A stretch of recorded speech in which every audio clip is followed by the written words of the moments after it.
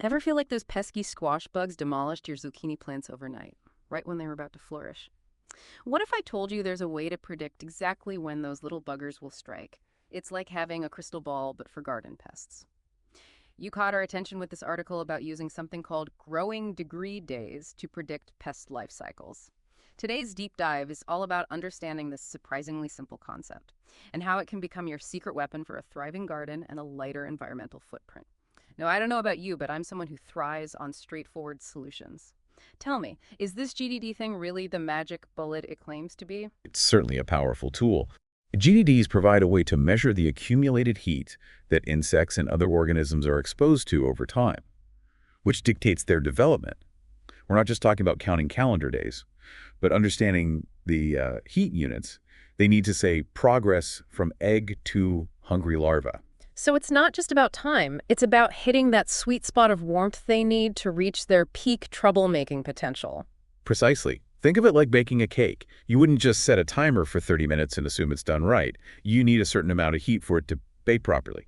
Insects are the same way. They each have their own baking time based on temperature. Okay, I like where this is going. So how do we figure out the ideal baking time for, say, those pesky Colorado potato beetles I've heard so much about? Each pest has what's called a lower developmental threshold, essentially the temperature below which they're just not active. Anything above that threshold contributes to their GDD accumulation. Imagine a thermometer filling up with heat units every day. And once it reaches a certain point, bam, those potato beetle eggs hatch. So instead of waging war on a schedule, we're using the power of heat to predict the future of pests in our gardens. That's pretty cool. It is. And that's what makes GDD so powerful for pest control. Once you know the heat requirements for a specific pest, you can anticipate when they're most susceptible and target your interventions accordingly. I'm already seeing the potential here. But what about those pesky formulas? The article touched on biofix and base temperatures. Is this where it gets complicated? Before the break, we were getting a crash course in using heat to outsmart garden pests. But let's face it, not all of us are walking around with calculators and thermometers trying to predict when those aphids are going to attack. That's where this Agrio app comes in, right? Seems almost too good to be true. An app that takes all those GDD calculations and makes them accessible to everyday gardeners like me. You've hit the nail on the head. The Agrio app is a game changer because it takes all that complex GDD science and translates it into actionable insights right on your smartphone. So it's like having a personalized pest control advisor in my pocket. Sign me up. But how does it actually work? Does it factor in things like hyperlocal weather patterns? I mean, my tomato plants get way more sun than my neighbors across the street. Absolutely. The app is incredibly sophisticated in that it uses your phone's location services to provide very precise weather forecasts, which are essential for those GDD calculations.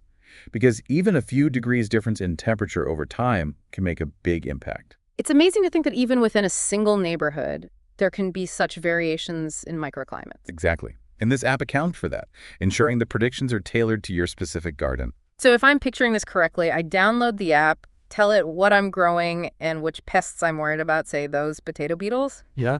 And it does the rest. You got it. Yeah. You'll still set your biofix, that initial trigger point we discussed, like spotting those first potato beetle eggs under the leaves. But from there, the app becomes your personal assistant. It crunches the numbers based on your local weather, those specific pest heat requirements, and then it gives you targeted alerts and recommendations. Okay, so let's talk about those recommendations. Is it just a generic warning like, hey, watch out for potato beetles? No. Or does it get more specific than that? It's way more sophisticated than that. It might suggest introducing beneficial insects, like ladybugs, to control those potato beetle larvae, or even advise on specific organic or chemical treatments, factoring in things like the pre-harvest interval for certain pesticides. That's incredibly helpful. No more last-minute scrambles to figure out what to do. But this all sounds incredibly beneficial on an individual level. What about the bigger picture? The article mentions something about area-wide integrated pest management. How does this app play into that concept? Area-wide integrated pest management is all about communities banding together to combat pests strategically. Think of it this way. If your neighbor is battling those potato beetles and you aren't, those pests could easily bounce back and forth, making everyone's lives harder. So instead of waging separate battles, we're all working together to outsmart those garden invaders. I like the sound of that. Exactly. And that's where an app like Agrio becomes really powerful. Imagine a network of gardeners and farmers in a region, all armed with the same data and insights. coordinating their efforts to target pests at the most vulnerable stages. That's area-wide pest management in action. It's like we're creating a united front against those pesky potato beetles and any other pests that dare to cross our paths. But beyond just being more effective, this coordinated approach sounds like it could have a significant impact on reducing pesticide use. Absolutely. When everyone is on the same page, Yeah. using the same data-driven insights, it minimizes the need for those blanket pesticide applications. We're talking about more targeted interventions, which is not only better for our gardens, but also the environment as a whole. I'm seeing a recurring theme here. Smarter, not harder. And this goes beyond just the practical benefits, doesn't it? The article also mentioned the sense of community that platforms like Agrio foster. It's true. Imagine connecting with other gardeners and farmers in your area, sharing observations, comparing notes on what's working, even troubleshooting challenges together. It transforms pest control from a solitary struggle into a collaborative effort. So we're not just protecting our plants, we're tapping into a network of knowledge and support. That's pretty powerful. We've covered a lot of ground today, from understanding the fascinating science behind growing degree days to exploring the game-changing potential of apps like Agrio. For listeners who might be hearing about this for the first time, what would you say is the most important thing to remember about growing degree days? That's a great question. I think the biggest takeaway is that GDDs offer a proactive approach to pest management.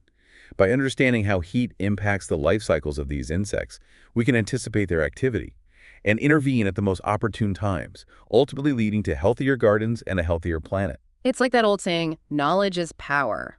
But in this case, it's also about working with nature, not against it. A huge thank you to our expert for joining us on this deep dive into the world of growing degree days.